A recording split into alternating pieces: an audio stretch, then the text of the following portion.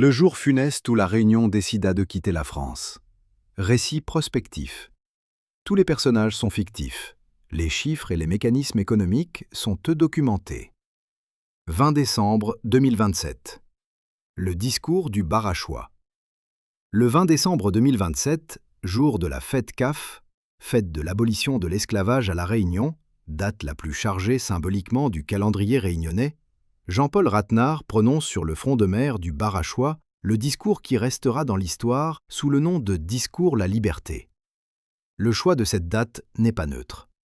C'est le jour où chaque famille réunionnaise se souvient, le jour des cabars, du maloya, des servi-cabarets. Rathenard, qui a fait de la mémoire esclavagiste l'épine dorsale de sa rhétorique politique pendant 15 ans, transforme la commémoration en acte de rupture.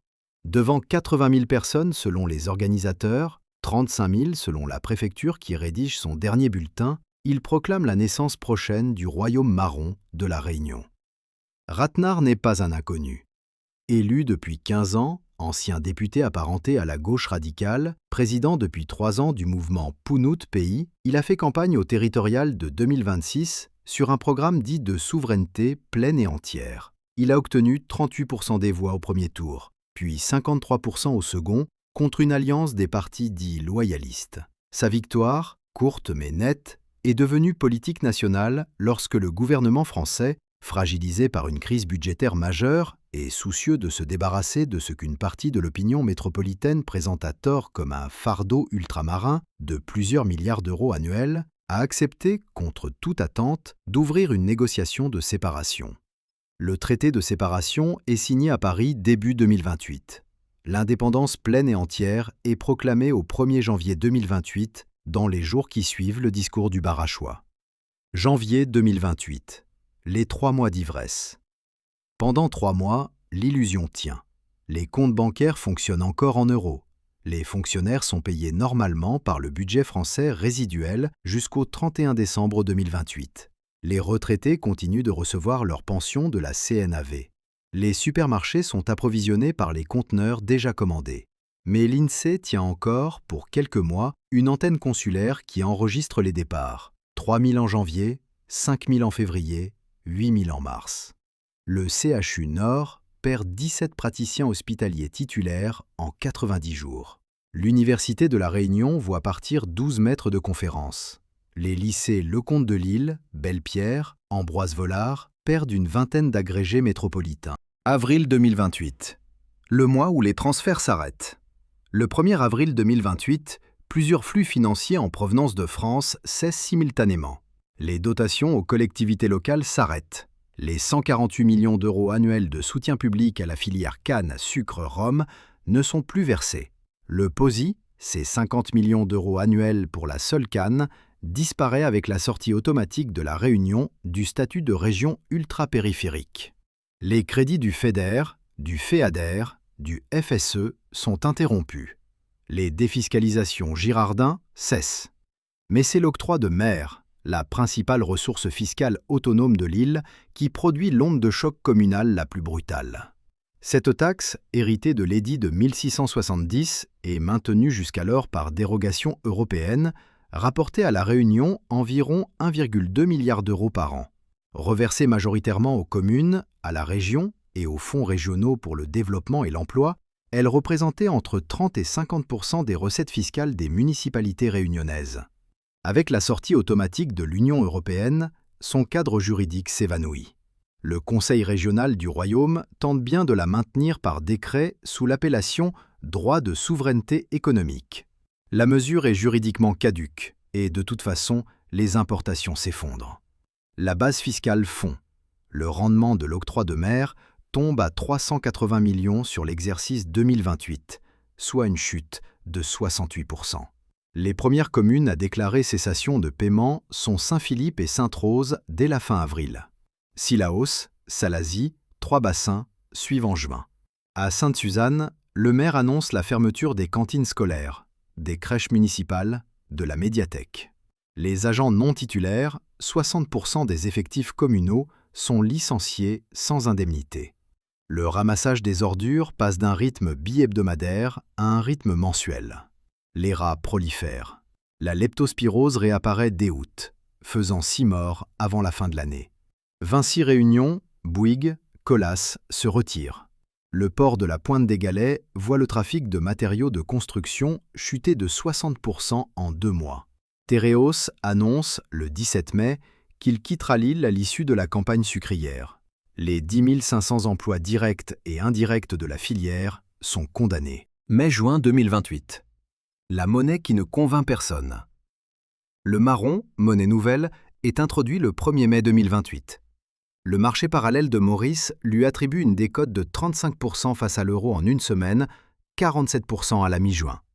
Les 7,1 milliards d'euros de biens importés annuellement par la Réunion sont désormais payés en marron dévalué. Le riz importé passe de 1,20 à 2,40 euros le kilo en équivalent.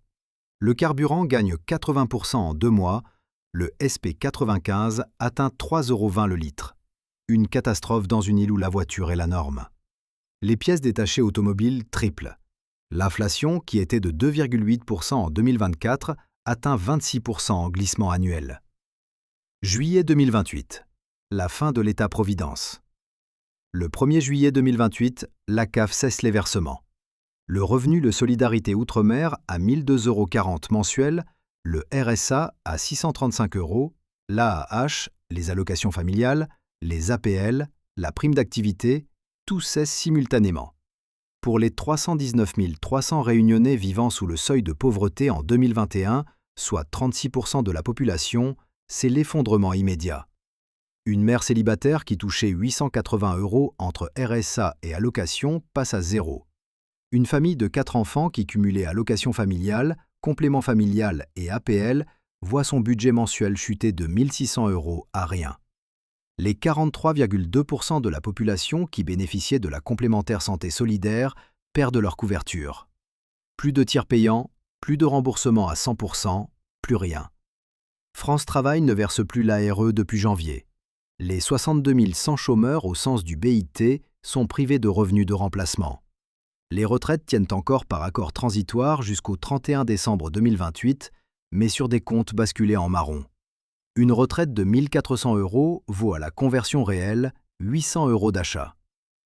Août 2028. La crise sanitaire. C'est en août que la crise sanitaire bascule. Les médicaments ne sont plus remboursés. L'insuline Lantus passe de quelques euros mensuels remboursés à 78 € payés comptant. Les antirétroviraux, 1 200 € mensuels. Une chimiothérapie, plusieurs milliers. Une dialyse hebdomadaire, pour les 1 200 dialysés de l'île, n'est plus à 0 € mais à plusieurs centaines par séance. Au 31 août, le CHU recense officieusement 340 décès évitables sur le seul mois. La mortalité infantile, qui était à 7 pour 1000, niveau européen, double en 6 mois. Les prématurés meurent faute de couveuse fonctionnelle à Saint-Pierre. Les vaccinations infantiles, gratuites sous l'Ancien Régime, deviennent payantes. La mortalité des plus de 75 ans suit la même courbe. Les EHPAD, dont le financement reposait sur l'APA, n'ont plus de ressources. Les soignants démissionnent. À Saint-Joseph, Sainte-Suzanne, La Possession, des résidents âgés sont rapatriés dans leurs familles. Beaucoup meurent dans les semaines qui suivent. Septembre 2028. Le port se ferme. Le 8 septembre, le port de la Pointe des Galets connaît son premier blocage majeur. Mi-septembre, Maersk suspend ses escales. CMA-CGM réduit ses rotations de moitié. Les rayons frais se vident. Puis les conserves. Puis les produits de base. Plus de farine, plus d'huile, plus de pâtes, plus de lait UHT, plus de couches pour bébé. La criminalité devient endémique. Les cambriolages quintuplent. Les bandes des bas-quartiers contrôlent des îlots entiers où la garde du royaume n'entre plus. Les pharmacies, devenues cibles pour leur stock, embauchent des vigiles armés ou ferment. Octobre 2028. Les Hauts redeviennent les Hauts. À Salazie, Sillaos, la plaine des Palmistes, Sainte-Rose, Saint-Philippe, des familles retournent au jardin vivrier. Songe, manioc, brède, choux de Chine, patates douces. Ce n'est pas un retour heureux à la terre, c'est une survie. Les enfants des Hauts retournent aux écoles communales avec des instituteurs non payés qui font cours bénévolement. Novembre 2028. La fracture politique. Le 9 novembre, Henriette Belon, ancienne présidente du conseil régional proche de Rathenard, sort de son silence dans une tribune au quotidien. « Nous nous sommes trompés. Nous avons cru qu'on pouvait quitter la France comme on quitte un mauvais époux. Nous avons découvert que nous quittions aussi nos enfants, nos malades, nos vieux. » 32 maires publient une motion de soutien. Rathenard accuse Madame Belon de trahison. L'Assemblée du Royaume est suspendue le 13 par décret. Décembre 2028. Le procès du Barachois. Le 20 décembre 2028.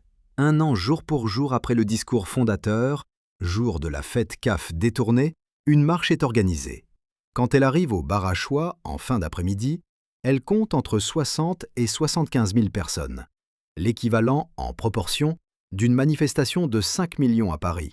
Sur l'estrade qui avait vu Rathenard proclamer le royaume, ce sont les opposants qui parlent. Une mère des Hauts, dont la fille de 9 ans est morte d'asthme aigu, faute de ventoline. Un retraité du port, dont la pension vaut désormais la moitié. Un médecin du CHU qui lit la liste des 340 décès évitables d'août. Un père dont le bébé prématuré est mort à Saint-Pierre. Une aide-soignante d'EHPAD qui décrit 7 morts en 15 jours. À la nuit tombée, la foule scande. « Rathenard, pesse menteur, où l'a tué notre marmaille, où l'a tué notre gramoun ?» Rathenard prend la parole sous les huées. Il tente. « Vous m'avez élu pour la dignité. La dignité a un prix. » Une femme hurle. « Pas notre dignité, ou la donne à nos riens, ou la prix notre la vie. » Il quitte l'estrade à 19h17. La foule veille toute la nuit. Bilan d'une année. La population est tombée d'environ 900 000 à moins de 820 000 habitants. Le PIB s'est contracté de 22 à 26% en valeur réelle. L'inflation atteint 31%. Le taux de pauvreté monétaire dépasse 58% contre 36% en 2021. La mortalité infantile a triplé. La mortalité des plus de 75 ans a augmenté d'au moins 40%. Les enfants malnutris réapparaissent dans les consultations pédiatriques. Une chose qu'on n'avait plus vue depuis 50 ans. Adresse aux lecteurs réunionnais. Cette chronique est une fiction. Elle ne se produira pas. Et c'est précisément là qu'il faut s'arrêter, parce que ce qui n'arrivera pas est aussi instructif que ce qui pourrait arriver. Avant d'aller plus loin, un mot sur la vraie balance comptable entre la France et la Réunion. Car les deux camps mentent à son sujet. La droite hexagonale prétend que l'île coûte des milliards. La gauche radicale réunionnaise prétend que la France exploite l'île. Les deux affirmations sont fausses. La France verse à la Réunion entre 6,5 et 8 milliards d'euros par an, tout flux public confondu. Mais elle encaisse en retour entre 2,7 et 3,5 milliards d'euros de recettes fiscales et sociales directes, capte 1 à 1,3 milliard d'euros de profits via le marché captif des entreprises métropolitaines exportant vers l'île et bénéficie d'une valeur stratégique, ZEE, de 315 000 km², base militaire de la Pointe des Galets, statut de puissance Indo-Pacifique, estimé entre 2 et 3,5 milliards d'euros annuels. Bilan net, entre 0 et 3 milliards d'euros par an pour la France, soit dans le pire des cas, 0,1% de son PIB, l'équivalent du budget annuel d'un ministère secondaire. La Réunion n'est pas un fardeau.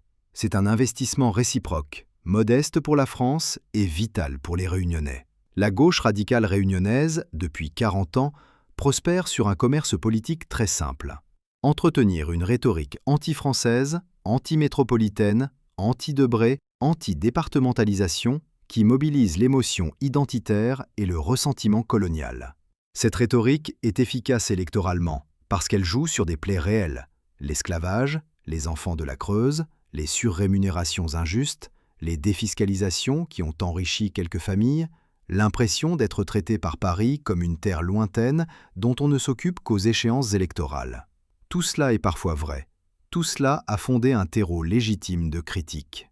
Et la République française doit, sur tous ces points, s'améliorer. Mais le ressort politique des Rathenard, des Gironcel, des élus qui ont fait carrière sur ce discours, n'a jamais été la rupture réelle avec la France. Ils savent, et ils le savent mieux que personne, que cette rupture serait une catastrophe pour les Réunionnais.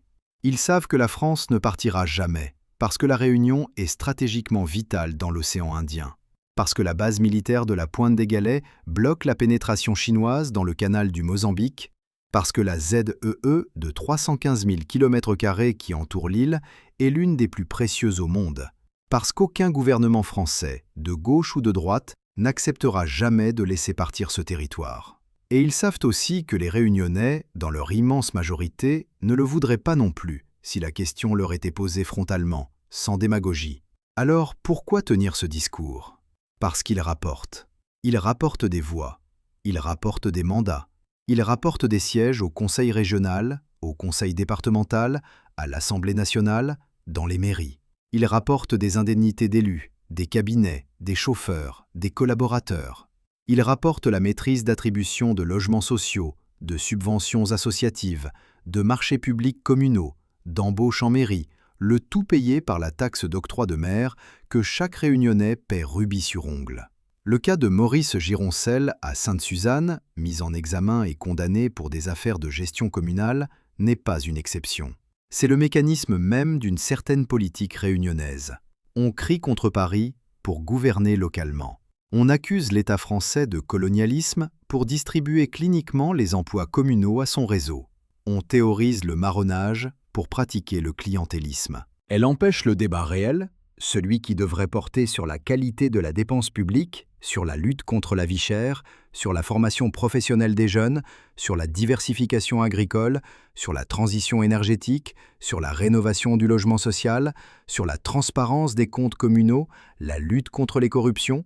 Ce sont là les vraies questions réunionnaises. Aucune ne suppose la rupture avec la France. Toutes supposent au contraire une exigence démocratique élevée envers les élus locaux. Exigence que la rhétorique anti-métropolitaine désactive précisément parce qu'elle déplace en permanence la responsabilité vers un coupable extérieur. Aux Réunionnais qui votent pour ces élus, il faut donc dire calmement, sans rancœur, ceci. La France n'est pas votre ennemi. Elle est depuis 1946 le cadre dans lequel votre île est sortie d'une pauvreté coloniale qui était abyssale et où vos voisins immédiats, Madagascar, Comores, Mozambique, restent largement enfoncés. Elle a financé vos écoles, vos hôpitaux, vos routes, vos lycées, vos universités, vos retraites, vos prestations sociales, vos services publics. Elle a fait de votre île, en 80 ans, l'un des territoires les plus développés de tout l'hémisphère sud, et de loin le plus développé de l'océan Indien occidental. Tout cela mérite d'être amélioré, critiqué, réformé. Rien de cela ne mérite d'être effacé d'un discours, encore moins d'une rupture institutionnelle. Et à ceux qui crient le plus fort contre la métropole, tout en vivant des emplois qu'elle finance, des subventions qu'elle verse, des retraites qu'elle paiera demain à leurs parents, il faut dire quelque chose de plus simple encore. On ne mord pas la main qui nourrit son peuple. On peut la critiquer, on peut exiger d'elle, on peut négocier avec elle, mais on ne lui crache pas dessus pour ramasser quelques voix supplémentaires aux prochaines élections, parce qu'à force de cracher, on finit par convaincre ceux qui écoutent. Et ceux qui écoutent, ce sont les électeurs les plus fragiles, ceux qui n'ont rien à perdre en théorie, mais qui, en pratique, perdraient tout dans une rupture réelle. Le 20 décembre, à La Réunion, on célèbre la liberté. La pseudo-liberté, celle des esclaves affranchis de 1848, une liberté sans terre, sans toit, sans soins, pendant que les esclavagistes créoles gros blancs les plus riches touchaient des milliards d'indemnités payées par la France en échange de l'acceptation de l'abolition. Ce sont les mêmes gros blancs d'ultra-gauche qui tiennent aujourd'hui le discours paternaliste des anciens patrons. Il fallait sortir d'un système colonial créole gros blanc pour sortir tout un peuple de la misère. C'est exactement ce que la départementalisation de 1946, défendue à l'époque par Aimé Césaire, Léon de L'épervenche et Raymond Vergès, deux communistes réunionnais, faut-il le rappeler, a permis de prolonger. Trahir cet héritage au profit d'une posture marronne, dévoyée par des élus qui n'ont jamais marronné nulle part, ce serait l'ironie la plus amère de l'histoire réunionnaise. La Réunion restera française parce que les Réunionnais, dans leur sagesse populaire, savent ce qu'ils ont à perdre. Le commerce politique de la haine anti-métropolitaine continuera à prospérer dans les meetings, dans les tribunes, dans les discours du 20 décembre. Mais il ne franchira pas le seuil où la fiction devient histoire.